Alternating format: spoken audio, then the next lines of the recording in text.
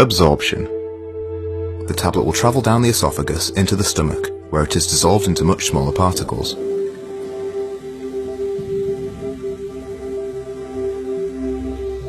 These particles will continue their journey into the small intestine, where most of them will be absorbed into the blood.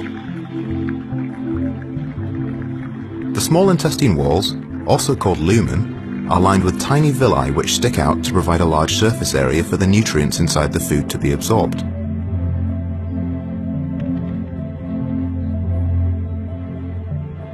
Looking closer at these villi, you can see they have a rich blood supply and they are covered in a thin layer of epithelial cells.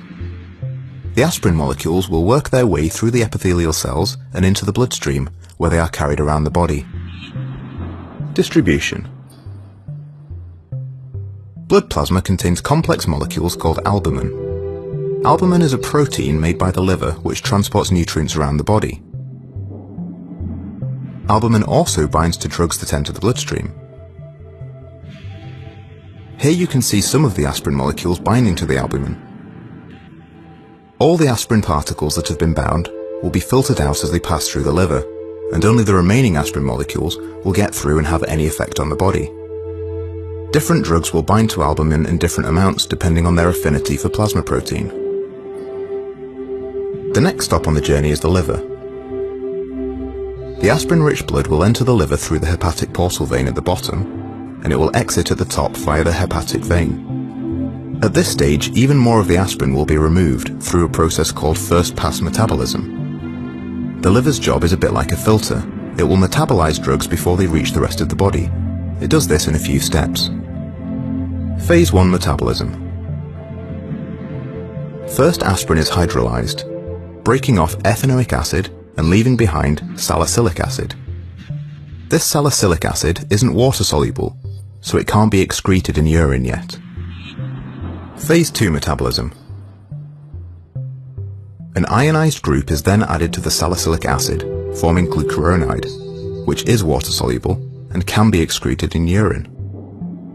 A lot less of the aspirin will continue its journey onto the rest of the body, including the site of the pain.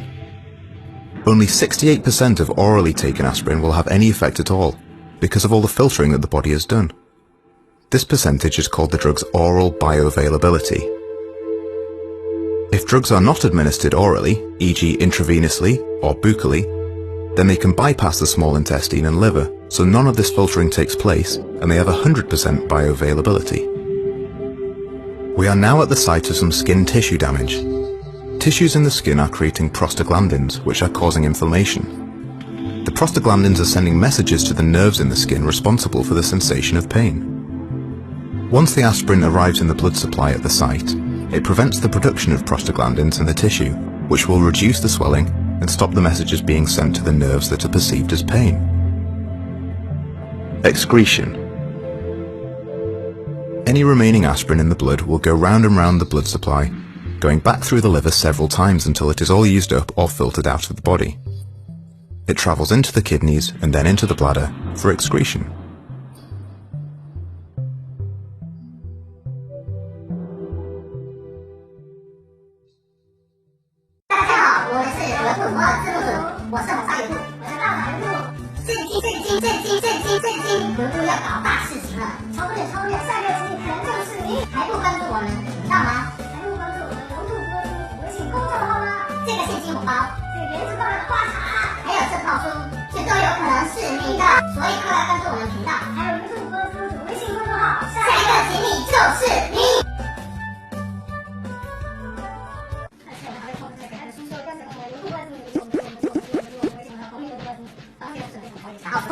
所以快来关注